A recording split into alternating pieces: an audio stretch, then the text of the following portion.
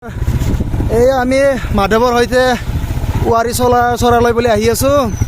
ৰাস্তা আপোনালোকে ভিডিঅ'ত ইমান ভালকৈ বুজি নাপাব, প্ৰেক্টিকেলি আহিলেহে দেখা পাব। একমাত্ৰ হিমালয়ান বাইক কাৰণে ৰাস্তাৰে আহিব পাৰিছোঁ। ইয়াত বলেৰ' স্কৰপিঅ' মানে ডাঙৰ চকাৰ SUV গাড়ী হ'লেহে আহিব। লগতে বাইকৰ ভিতৰত আপোনাৰ এই হিমালয়ান টাইপৰ গাড়ী হ'ব লাগিব। ইয়াৰে সাধাৰণ এই হিৰ' গ্লেমাৰ শ্লেমাৰ আহিলে আপুনি বাইকখনকে দাঙি নিব লগা অৱস্থা হ'ব। এই ৰাস্তা অকণমান চাওকচোন কেনেকুৱা, চাওক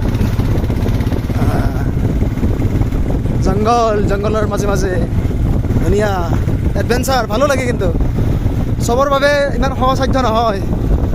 ভয়াতুৰ মানুহে এইবিলাকত আহিব নোৱাৰে, আহিব নোৱাৰে। একমাত্ৰ এডভেঞ্চাৰ ভাল পোৱা মানুহে আহিব পাৰিব। এডভেঞ্চাৰ ভাল পাব লাগিব।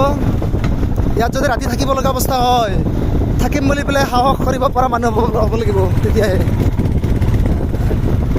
অলপ চাওকচোন, ৰাস্তাটোৱে চাওক, সুন্দৰ ৰাস্তা চাওক। হিমালয়ান বাইক বাবেহে ধুনীয়াকৈ টানি আছে। ড্ৰাইভাৰো ভাল হ'ব লাগিব। লগতে আমাৰ বাইকখন চালক বহুত এক্সপাৰ্ট ড্ৰাইভাৰ, বহুত এক্সপাৰ্ট। মাধৱ কিন্তু এক্সপাৰ্ট দেই।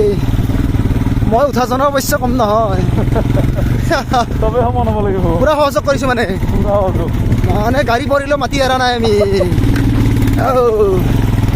নাম্বাৰ ওৱানৰ বাদে আহি আছোঁ। এইবাৰ চাওঁ, ডাউন ভালকৈ ব্ৰেকিং ভালকৈ। ভগৱান